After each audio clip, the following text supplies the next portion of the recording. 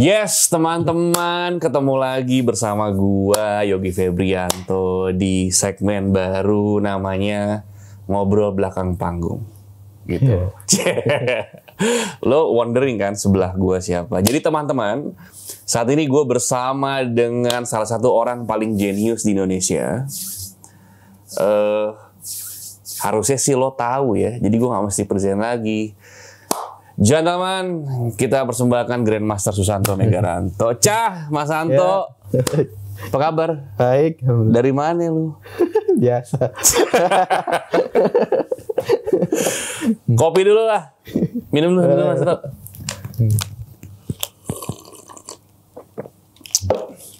Buat yang nggak tahu, teman-teman, Grandmaster Susanto adalah salah satu pecatur terbaik dalam sejarah Indonesia yang aktif sampai hari ini.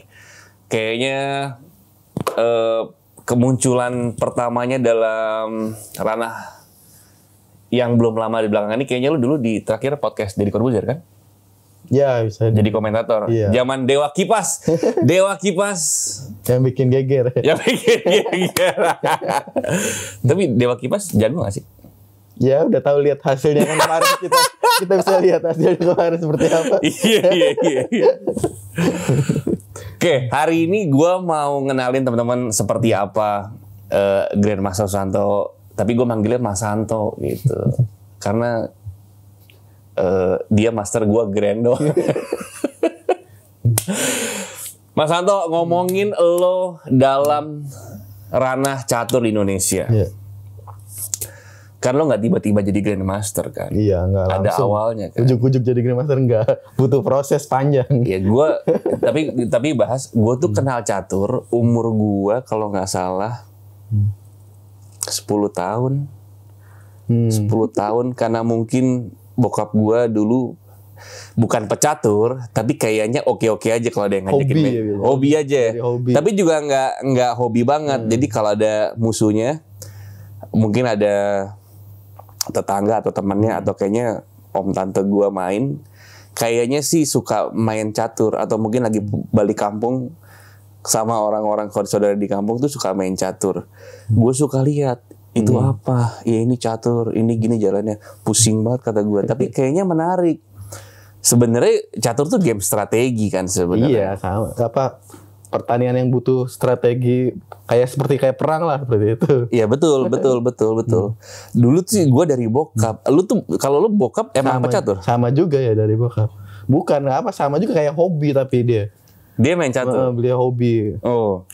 Mulai dari apa main catur udah sampai ke mungkin ya tingkat kabupaten lah. Oh gitu. Iya. Serius berarti main juga bokap? Iya tapi ya cuman segitu-gitu aja sih tingkat kabupaten, paling ya kabupaten udah kalah. Paling kecamatan mungkin juara. Oh sorry, bokap masih ada? Udah nggak ada udah. Oh. Dari tahun 2012. Om, salam hormat Om telah melahirkan. Luar biasa. Dari 12 udah nggak ada. 2012. Oke, berarti lo ngenal catur pertama kali umur berapa? Pas waktu baru belajar catur sekitar umur 7 tahun. Sekitar Ngapain? Dari bokap? Dari bokap. Ya, pertama gara-garanya suka catur. Kenapa bapak manggilnya apa? Sering main di kampung kan, waktu itu di kampung. Jadi sering main tuh, jadi sama ada bapak-bapak, terus ada anak kecil yang lebih kecil dari saya, mungkin sekitar umur 5 tahun atau 6 tahun lah. Waktu itu kan saya umur 7 tahun. Pas itu kok udah bisa, malah yang di bawah saya kok malah udah bisa main catur. Jadi saya tertarik kan. Oke. Ya bapak tambah suka kan, sering dibawa soalnya kan kalau malam sering saya masih kecil ikut aja maksudnya. Oh kalau bokap nongkrong main Iya, catur, ikut. lo dampingi? Iya, biar dapat makan, jajan, gitu. Mainnya di mana? Iya di kampung-kampung deket rumah aja, maksudnya ada Emang warung, ada warung, ada ya. Ada warung terus ada lapak catur kayak gitu kan. Orang kalau pada suka malam main begadang catur. ya ngopi ngerokok kayak gitu kan, bapak-bapak kayak begitu. Terus lo akhirnya nonton. Nonton Game pertama lo umur lo berapa? umur 7 tahun pas itu. Main sama siapa? Iya main sama bapak kan diajarin pas itu. Oke. Selain sama bokap, Jadinya sama anak-anak yang sebaya aja waktu itu pertamanya. Ya lama-kelamaan jadinya udah lawan orang-orang dewasa. Jadi kayak gimana gitu. gimana lawan orang dewasa gimana? Ya jadi kan kayak yang di warung itu yang biasa bapak lawan jadi dilawan kayak gitu. Lo datang terus udah bilang, gue mau Main. tantang lo semua ada di sini gitu. Iya jadi main pertamanya awalnya udah main di apa di ya di warung itu. Menang. Ya ada menangnya ada kalahnya masih kecil. Ada terus lu taruhan nggak? Ada isiannya nggak? Ada. Kalau nggak ada biasanya kalau orang dewasa tuh sama anak kecil apaan sih nggak serius kan. Jadi emang bapak saya butuh serius. Buat apa kan menang kalau nggak serius seperti itu. Jadi Tapi begitu lo yang main, lo taruhan nggak? taruhan. Lo Iya. pakai uang jajan lo? Ya bapak lah nggak ada Oh, duitnya. bokap jadi sponsor. Sponsor kan taruhan 1.000 2.000 gitu. Terus sampai kapan akhirnya mungkin lo merasa catur nih kayaknya gue? Ya Hidup mulai gua. ya mulai dari di apa? Sering kan karena bapak hobi catur, sering olahraga juga.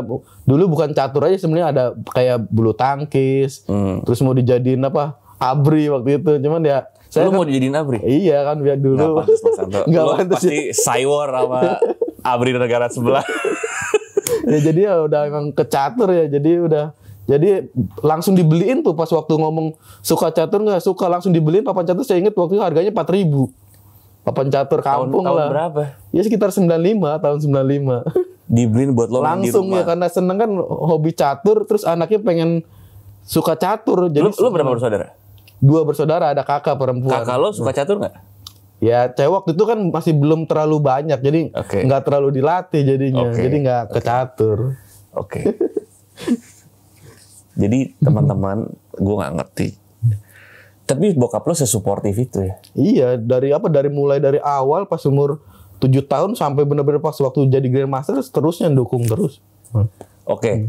Akhirnya apakah ada satu fase lo masuk pelatnas? Iya emang Gimana lo tiba-tiba jadi Grandmaster tuh gimana?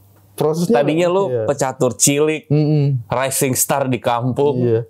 Aku jadi Grandmaster, apa yang gue kelewat nih? Fase apa yang akhirnya nganterin lo ke sana? Ya memang fasenya panjang kan waktu masih kecil emang udah sering apa waktu kan saya di kampungnya Indramayu daerah Kabupaten Oke. Indramayu. Nah di situ kan Indramayu masih jarang pecatur-pecatur yang apa bener-bener catur bener yang hobi Indramayu banget. cewek cakep-cakep ya? Bisa dijadi begitu. Hah? Bisa jadilah. Di Oke. Ya abis itu kan prosesnya butuh ada yang Cirebon di kota Cirebon yang paling bagus yang lebih kota lagi karena jadi banyak pecatur di sana jadi udah keliling aja tiap pulang sekolah jadi udah keliling terus jadi lawannya orang-orang dewasa ada tukang ojek mampir kayak Oh, gitu. gitu? Ada pangkalan tukang ojek mau sebelum Cirebon juga ada mampir dulu Oh gitu. jadi diadu kan main aja kayak gitu lawan orang dewasa pastinya nggak mungkin anak kecil Jadi lu kan. pulang sekolah lu keliling cari musuh. Iya. Dari mulai kan pulang sekolah dulu jam 12 udah mulai keliling jam 1 SMP SMA. SD kan kelas 2 SD. SD. Kelas 2 SD waktu itu. Jadi pulang udah mau maghrib udah pulang udah nyampe rumah gitu. Bawa duit hasil kemenangan. Jadi lu segitunya bisa keluar pulang sekolah. Terus siapa nih full musuh gue nih? Sampai mau gelap. Gitu. Tukang ojek lo sikat. Iya pokoknya asal ada tukang ada yang main lagi nongkrong catur dimampirin. Tapi tongkrongan zaman dulu pasti ada catur ya. Pasti. Sekarang orang mah nongkrong main handphone. Iya kadang udah main apa itu. Dulu nongkrong pasti ada catur. Jadi lo iya. jalanin di situ. Iya jadi udah tiap itu berhenti. Tahun ke tahun, tahun ke tahun. Lama-lama lo punya reputasi Iya di kampung. Ini si kecil Susanto nih. ya udah mulai kan karena di SD juga jadi kan dapat ada undangan kayak apa kejuaraan antar SD kabupaten kayak gitu lah. Oh lo menang. Waktu itu saya udah ikutnya langsung ikut SMA. Hah? Lu SD? SD tapi ikut SMA udah juara 1 SMA juga. di Kabupaten Indramayu waktu itu. Kan waktu itu kan harusnya ikut SD. Tapi saya tahu kemampuannya kan Bapak yang bisa nilai kan. Emang Bapak hobi banget kalau catur. Jadi dia tahu udahlah ngapain nama SD. Cari pengalaman mau kalah menang kayak gitu. Jadi langsung SMA juara waktu itu. Kayak gitu. Terus peserta lainnya di SMA, ini kok ada anak SD daftar? Iya pada bingung lah waktu itu kan kelas 3 waktu itu udah kelas 3 juara 1 itu apa kelas antar SMA kayak gitu. Terus lo akhirnya menang. Iya menang jadi udah mulai dilirik dari Kabupaten Indramayunya kayak gitu. Jadi tahu pengurus caturnya mulainya kayak gitu. Cikal bakal. Terus udah gitu SMP apa yang berubah? Ya kalau udah waktu itu kan masih kelas 2 kelas 4 SD waktu itu. Nah, itu kan kesulitan keuangan Bapak kan. Jadi Bapak tahu nih kalau mau jadi juara nggak mungkin di kampung lah kayak gitu. Betul. Harus ke kota lah Jakarta intinya. Betul. Tapi nggak ada biaya. Waktu itu juara nasional sebelum ke Jakarta itu masih nggak pakai pembukaan, maksudnya nggak pakai teori, belum belajar teori. Ya lo otodidak Aja waktu itu. Ada turnamen nasional. Iya, turnamen pertama kan awalnya kejuaraan Jawa Barat. Waktu itu saya kan tinggal di Indramayu kan masuk Jawa Barat. Jadi juara 1 Jawa Barat tahun 97. Terus dikirim lagi kan yang juara ke Kejurnas antar junior. Waktu itu umur 7,5 tahun tapi ikutnya 12 tahun. Juara 1 kan. Nah, langsung dilirik. Nah, salah satunya ngalahin pemain andalan ada yang di sekolah catur di daerah Jakarta seperti itu. Bisa kalah. Andalannya gitu maksudnya. Akhirnya baru banyak mata ngelirik ke lo. Iya, jadi otomatis yang pemilik sekolah caturnya dan Grandmaster Utut Adianto juga ngelirik kok bisa kalah anak didiknya ya. Oh, itu anak didiknya Grandmaster Utut. Iya, yang udah paling hebatnya lah di situ maksudnya. Kok bisa dikalahin sama pemain otodidak seperti itu. Dari Indramayu.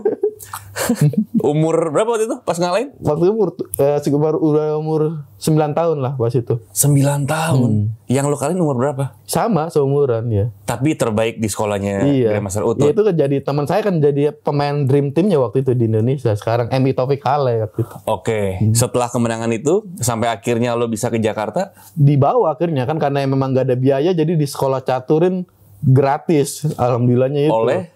Oleh yang pemilik itu, pemilik sekolah catur ya dan Pak Utut juga ya. Oh, yang punya bukan Grandmaster Utut? Bukan ya, ada salah satu PK namanya PK Putrawir ya. Oke, jadi Grandmaster Utut juga kasih rekomendasi bahwa iya ini pemain yang paling berbakat waktu itu kan nyari mungkin Percasi atau sekolah catur nyari pemain-pemain anak kecil yang berbakat lah seperti itu. Nah saya kan waktu itu nggak mampu jadi nggak mungkin lah tinggal di Jakarta waktu itu jadi untuk alhamdulillah dikasih kesempatan kasih beasiswa kayak begitu.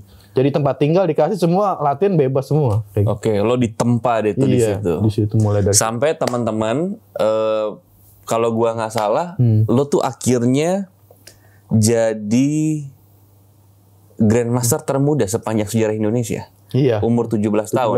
Sebelumnya adalah Grandmaster Utut Adianto itu umur 21 tahun. Iya. 21 tahun beliau jadi Grandmaster. Lo jadi Grandmaster di usia 17. 17 ya. Terus lo pernah ngelawan Grandmaster Utut nggak? Secara tanding waktu saya masih kecil udah tanding. Memang waktu itu kalah. Masih kecil. Pas waktu saya masih mungkin umur berapa? Umur 15 tahunan lah kayak gitu. Pernah ngelawan lagi? Ya? Belum. Udah keburu dia udah pensiun. Oh, kalau dari pensiun udah gak mau tanding? Iya. Oke. Oke, setelah akhirnya jadi Grandmaster, terbukalah jalur. Ya gue tahu mungkin Indonesia kayaknya semoga sih Pak Menteri bisa lihat nih. Kayaknya tumbuh kembang pecatur justru di luar negeri kan? Iya, kalau di Eropa kan banyak turnamennya. Jadi lu kalau dikirim oleh Indonesia ke sana? Iya, jadi otomatis harus ke Eropa sih. Banyak pecatur turnamennya di Eropa Wakilin Timur. Platnas. Kadang Platnas kadang ada dari sponsor juga sih. Pribadi berarti swasta? Iya, dari swasta lah gitu. Oh gitu. Jadi udah berapa kali menang Mas itu? Udah nggak bisa dihitung lah. Udah nggak bisa dihitung. Gue cuma mau nanya doang nih. Berarti lu udah kemana aja? Rusia pasti. Rusia kan kota negara? Iya, negara caturnya lah. Oke, itu terus udah mungkin paling terbanyak ke Eropa mungkin udah ada 7 kali lah ke situ. Ke Rusia. Terus mana lagi? Paling banyak kedua mungkin Spanyol 6 kali. Spanyol juga catur? Iya sering adain. Setelah itu? Itali kayak begitu. Mungkin banyak kan Eropa Timur lah kayak itu. Oke. Dari semua negara itu, yang paling susah negara mana? Maksudnya kayaknya, orang-orang negara ini goks juga nih. Apa ya? Yang punya paling, lo ngerasa susah juga nih, kayaknya oke juga nih. Dari mana? Ya mungkin kalau itu di Belanda lah, karena kan banyak di Belanda kan karena bisa waktu itu bener-bener tur di Belanda 3 bulan. Memang kan butuh kesulitan tapi itu bisa nemuin ada orang Indonesia yang tinggal di situ jadi ada kemudahan seperti itu. Banyak pengalamannya lah di situ mungkin yang lebih menariknya di situ. Belanda ya. Oke. Terus berarti secara kalau nggak salah ada rating nasional ya? Rating kalau mungkin rating nasional nggak kehitung di rating internasional, jadi otomatis yang dihitung rating langsung internasional sih banyak. Kalau rating nasional lu nomor 1 kan? Nomor 1 ya. Kan main. Salaman dulu. Berarti kalau internasional lo nomor berapa? Ya kalau rating internasional juga kan dihitung juga di pemain nasional masih nomor 1 juga kalau kan ada rating internasional. Tapi juga bisa ada hitungan rating internasional. Nah, dari sisi rating internasional? Dari rating internasional juga kan saya yang terbaik di Indonesianya juga. Oke, tetap nomor 1 berarti. Tetap nomor 1 based on country-nya. Oke, berarti ada. Tapi sebenarnya siapa influence lo dalam bermain catur itu siapa sebenarnya? Ya gue mungkin based on-nya musisi ya. Gue punya idola atau gue punya influence dalam berkarya. Tapi di sisi lo siapa? Kalau waktu masih kecil memang idolanya kan waktu itu juara dunia, mantan juara dunia apa waktu itu Karpov, Anatoly Karpov waktu zamannya Kasparov kayak gitu. Saya lebih tertarik ke Karpov walaupun waktu itu kan pertarungannya dimenangkan oleh Kasparov waktu itu. Tapi memang dengan gaya, memang karakternya lah seperti itu. Jadi ngidolain karakternya. Gue gak ngerti bedanya apa karakter mereka berdua. Karakter permainannya biasanya. Biasanya kalau ngidolain salah satu pecatur pasti ngidolainnya sama satu karakter biasanya. Iya, oke. Maksudnya tapi karakter dalam bermain apa? Mereka suka menyerang kah? Mereka... Nah, kalau Karpov dia gayanya posisional dia. Beda dengan Kasparov, frontal seperti itu. Oke, jadi lo seneng nih yang pelan-pelan aja. Diam-diam menganyutkan itu. Kok gue gak bisa? Oke, teman-teman. Tapi lu sekarang masih main catur? Masih. Sekarang juga masih mengikuti pelatnas SEA Games sama Asian Games. Untuk kapan tuh? Untuk tahun ini. Kalau di SEA Games di Vietnam, Asian Games di Cina di Guangzhou gitu. Terus udah sejauh mana persiapannya nih? Ya udah semakin kan harusnya tahun 2020 kemarin sebenarnya SEA Games itu. Kalau SEA Games cuma kan karena ketunda ada pandemi ini jadi ya ketunda tahun ini jadinya. Kalau Asian Games memang tahun ini diadakannya di Cina. Lo yakin menang gak? Insya Allah menang karena kalau medali emas kan kemarin harus mempertahankan karena waktu 2019 kemarin medali emas jadi gitu. Iya harus bisa mempertahankan. Lo pernah nggak dapat medali emas pernah nggak? Waktu masih awal pertama kali di 2003. Setelah itu waktu itu saya dapat perak, emasnya PAUD tuh. Gitu. Iya. Setelah itu lo emas terus. Habis itu emas terus sampai hari ini. Iya, sampai hari ini. Terakhir kan 2019. Waktu itu kan pertama kali emas SEA Games 2011 waktu itu tuan rumah kan di Palembang waktu itu Palembang Jakarta. Olimpiade ada nggak sih? Olimpiade sementara catur dia sendiri dia bukan nggak ikut multi event belum masuk multi event. Jadi kalau Olimpiade catur tuh 2 tahun sekali dia kebanyakan. Kalau itu kan multi event 4 tahun sekali, tapi kalau catur dia 2 tahun sekali. Lo ikut juga? Ikut terus kalau itu. Emas.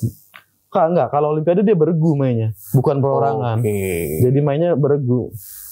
Memang masih kalah sama pecahan Soviet juga udah kalah dia. Jadi lu dapat emas dari SEA Games, Asian Games. Iya. Berarti kalau gua ke rumah lu silau banyak emas di dinding. Kalau di studio banyak kayu-kayu, rumah dia banyak emas. Tapi emang buat lu emas tuh. Medali itu buat atlet. Gua nggak pernah tahu nih. Ya buat atlet sendiri ya. Ada yang buat negara nggak? Nggak ada. Oh gitu. Nggak, buat diri sendiri ya kayak gitu. Tapi sebenarnya bahas kehidupan pecatur gimana sih sebenarnya di Indonesia tuh? Ya kalau misalnya untuk pecatur kalau benar-benar ditekunin mungkin ya bisa hidup lah kalau sebagai jadi kayak profesi pekerjaan jadinya. Betul. Tapi kalau misalnya kayak tanggung, mending mungkin harus beralih ke profesi lain. Jangan tanggung-tanggung teman-teman. Anda itu kalau usaha suka tanggung-tanggung. Iya, enggak. Yang susah adalah konsistennya kan. Iya. Memutuskan gue main catur. Tapi tetap ada di situ berusaha itu yang susah. Iya, memang harus dedikasinya harus luar biasa ke bidang itu salah satu. Nggak boleh fokus ke yang lain. Lo pernah mengalami masa sulit saat lo main catur? Pasti ada lah kalau itu. Pasti kan kalau itu nggak mungkin kita menang terus juga kan. Pasti ada saatnya yang kita jatuh juga. Lo pernah ngerasa capek nggak sih mikir? Catur kan mikir ya. Lo nggak pernah ngerasa capek? Memang kalau misalnya udah hobi biasanya harus dibarengin hobi. Bukan suatu perjalanan harus dibarengin hobi. Kalau udah hobi, udah rasa capek itu kayaknya udah hilang juga cepet. Mungkin ada tapi sebentar aja. Jadi lo emang passion. Iya, passionnya udah. Makanya lo suka apa yang lo jalanin. Iya. Luar biasa teman-teman. Oke, gue juga mau kasih tahu buat teman-teman bahwa mulai tahun ini Grandmaster Susanto bekerja sama dengan kami dari The Bittersweet Studio untuk rilis satu buah produk edukasi ya Mas Santo. Namanya Better Stage gitu aja, baju udah dipakai. Namanya Better Stage dan Mas Santo kasih 2 materi buat teman-teman bisa pelajari, bisa coba di rumah dalam bentuk digital download. Yang pertama namanya mengenal catur lebih dalam sama menuju Grandmaster sejak dini. lu ngajarin orang buat jadi grandmaster ya. Iya, kalau semakin banyak semakin bagus kan untuk persaingan apa? Buat lawan pemain-pemain kelas dunia lain atau negara lain lah. Betul. Jadi kayak mungkin gue boleh jabarin apa aja yang dalam materi pertama itu. Materi pertama namanya malah catur lebih dalam. Jadi Mas Santo ngajarin tentang nama dan langkah, nilai buah dan notasi catur, mematikan raja lawan, mengenal istilah catur, tahapan dan tipe open. Istilah catur paling aneh yang orang nggak pernah dengar apa sih? Ya istilah biasanya kadang ada kayak en-pasan seperti itu. Banyak kan ada. Gue sempet tahu tuh. En-pasan tuh yang lo nggak mesti makan tapi orangnya udah mati. Iya, dipotong biasanya. di jalannya ngegunting gitu. Iya, kan? digunting. Banyak kan kalau misalnya belum tahu mendalami catur, kadang banyak ada yang nggak tahu juga. Banyak yang nggak tahu betul. En-pasan. Jadi kayak langkah potong kayak gitu. Kalau main di kampung, apa nih? Udah ribut. Lo main di mana nih? Gak bisa. Bisa kata Graf Susanto nih. Beli digital download ya. Oke, jadi materi yang kedua adalah menuju grandmaster sejak dini. Jadi coba gue lihat contekan. Nah, teman-teman. Menuju grandmaster sejak dini. Jadi Mas Santo ngajarin middle game dan end game. Luar biasa. Avenger sekali. Lalu ada strategi dan kombinasi, membentuk mental yang kuat. Perlu ya main catur pakai mental. Iya, semua bukan dari caturnya, semua atlet harus mental yang kuat. Itu memang dari proses kalau mental. Tapi kan itu juga dari pengalaman pertandingan juga. Maka dari itu kan mulai saya waktu yang proses awalnya seperti lawan orang dewasa kan. Jadi karena udah terbiasa dari awalnya, memang nggak kerasa awalnya kan waktu itu. Tapi kedepannya berasa dari mental kita kan jadi kuat.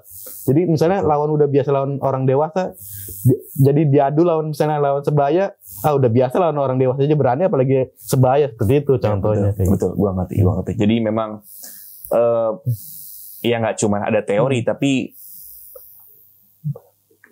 pengalaman tuh juga kental lokasi. Iya, yang sebenarnya yang paling penting memang pengalaman pertandingan seperti itu kayak gitu. Jadi terlatih sendiri mentalnya, kebentuk sendiri.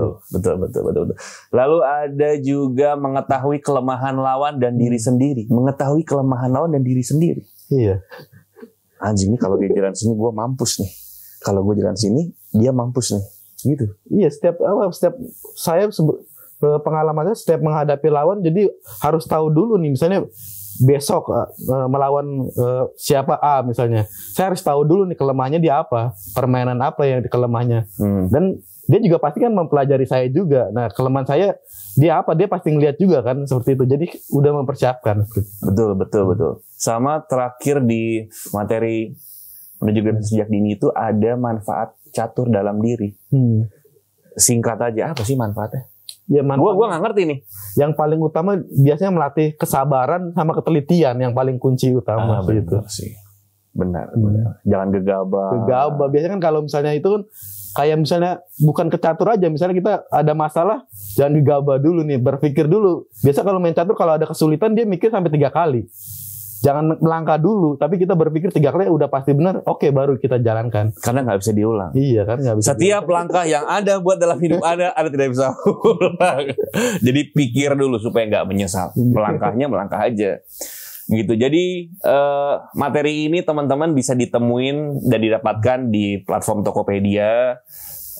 Tinggal search namanya Better Spasi Stage. Jadi tinggal cari aja Susanto Megaranto untuk bisa punya materi ini. Rilis 2 materi bisa didapatkan dengan harga 299.000 ilmu. Luar biasa. Nanti bisa juga ada promo-promo, tetap pantengin Instagramnya betterstage.indonesia, nanti bisa teman-teman bisa lihat situ. Kalau ada promo, ada apa gitu maksudnya. Iya. Dan yang menarik dari materi sebenarnya berarti setelah 1 bulan setelah mereka beli digital downloadnya, 1 bulan setelahnya diskusi langsung sama lo secara virtual. Iya, siap. Bisa nanya apa segala macam. Jadi lo bisa nanya apa aja teman-teman. Yang lebih mendalam lah. Yang lebih mendalam. Ya. Curhat. Curhat dong. Oke, terakhir gue mau nanya. Kalau umur kan makin tua ya, lama-lama kita nggak muda lagi. Lo mau mencatur sampai kapan? Mungkin sesuai kemampuan kita juga sih memang. Ada masa pensiun gak sih? Kalau di catur memang kalau masa pensiun nggak ada sih, nggak jadi patokan.